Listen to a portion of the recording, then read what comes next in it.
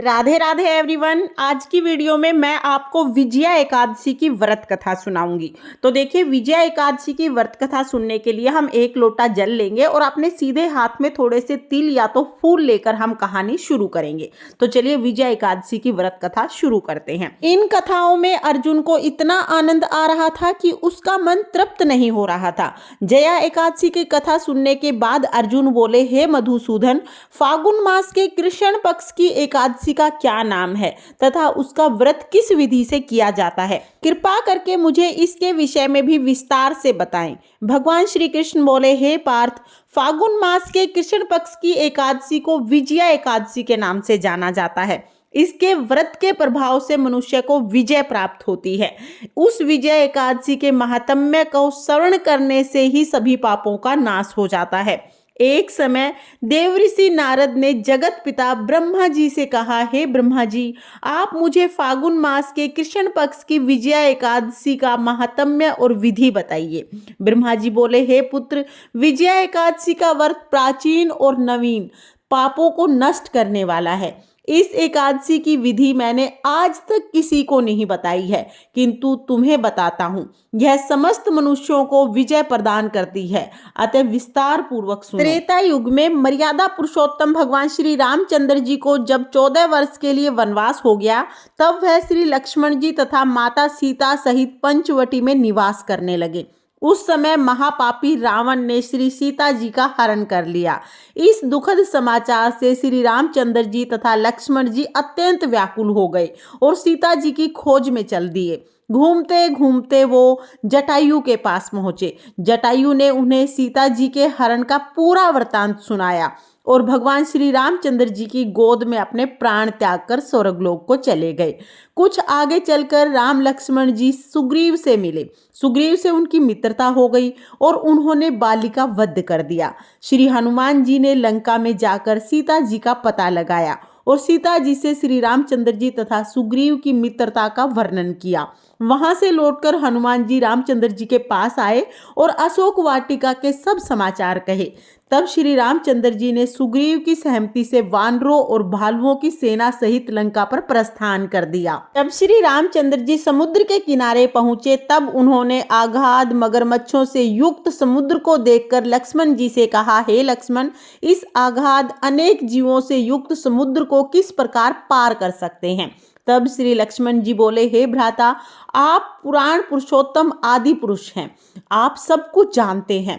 यहाँ से करीब आधा योजन की दूरी पर कुमारी द्वीप में वग्दालभ्य नामक मुनि रहते हैं। उन्होंने अनेक नाम के ब्रह्मा देखे हैं।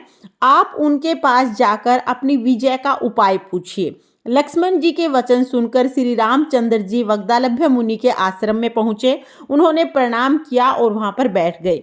मुनि ने मनुष्य का रूप धारण किए हुए पुरुषोत्तम से पूछा, हे श्री राम, आप किस इच्छा से यहाँ आए हैं? श्री रामचंद्र जी बोले, हे महर्षि, मैं अपनी सेना सहित यहाँ आया हूँ और राक्षसों को जीतने का उद्देश्य से मैं लंका जा रहा हूँ। आप कृपा कर समुद्र को पार करने की कोई विधि बताइए। इसी इच्छा से मैं आपके पास आया हूँ। वग्दालभ्य ऋषि बोले, हे राम जी, मैं आपको एक उत्तम व्रत बताता हूँ जिसके करने से आपको विजय प्राप्त होगी। ऐसा कौन सा व्रत है महामुनि जिसके करने से हर क्षेत्र में विजय श्री प्राप्त होती है? उत्सुक होकर श्री रामचंद्र जी बोले। तब महर्षि ने कहा, हे मर्यादा पुरुषोत्तम, फागुन मास के कृष्ण पक्ष की विजया एकादशी का व्रत करने से आप अवश्य ही समुद्र पार कर जाएंगे और युद्ध में भी आपको विजय प्राप्त होगी। हे राम जी, इस व्रत के लिए दशमी के दिन से ही स्वर्ण, चांदी, तांबे और मिट्टी का एक कलश बना ले। उस कलश को जल से भरकर तथा उसमें पंच पल्लव रखकर उसे वेदिका पर स्थापित करें। उस कलश के नीचे सतनजा और ऊपर जौ रखें। उस पर श्री नारायण भगवान के स्वर्ण की प्रतिमा स्थापित करें। एकादशी के दिन स्नान आदि नित्य क्रम से निवृत्त होकर धूप, दीप, नैवेद्य, नारियल आदि से भगवान की पूजा करें। यह सारा दिन भक्ति पूर्वक कलश के सामने व्यतीत करें और रात्रि को भी उसी समय वहीं पर बैठकर जागरण करें। द्वादशी के दिन नदी या तालाब के किनारे स्नान आदि से निवृत्त होकर उस कलश को ब्राह्मणों को दान दे दें।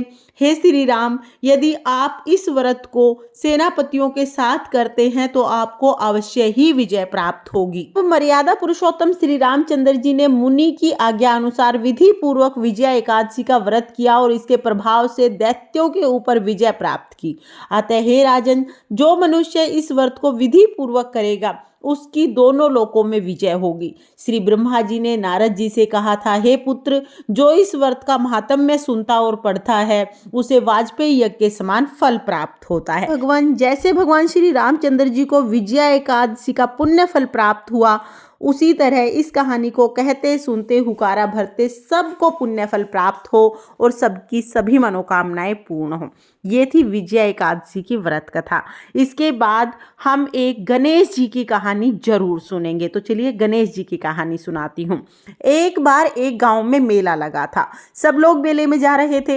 एक छोटी सी लड़की ने भी जिद कर ली कि मैं भी मेले में जाऊंगी। उसकी माँ बोली, नहीं बेटा, मेले में बहुत भीड़ होगी, तुम कहीं गिर पड़ जाओगी, चोट लग जाएगी। लेकिन छोटी सी लड़की ने तो जिद कर ली, नहीं माँ, मैं तो मेले में जरूर जाऊंगी। उसकी माँ ने 2 लड्डू और 1 घंटी पानी दे दिया और कहा, ठीक है, मेले में चली जाओ। 1 लड्डू और पानी गणेश जी को और बचा हुआ लड्डू और पानी तुम ले लेना। लड़की लड्डू और पानी लेके मेले में चली गई। जाके गणेश जी के सामने बैठ गई।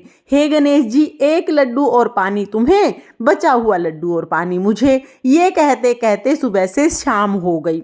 अब मेला बिछड़ने लगा, सब लोग वापस घर आने लगे, लेकिन लड़की वापस घर नहीं आई। उसने कहा, जब तक गणेश जी लड्डू खा के पानी नहीं पिएंगे तब तक मैं घर नहीं जाऊंगी। गणेश जी ने सोचा कि अगर ये अपने घर नहीं जाएगी तो इसका दोष मुझे लगेगा।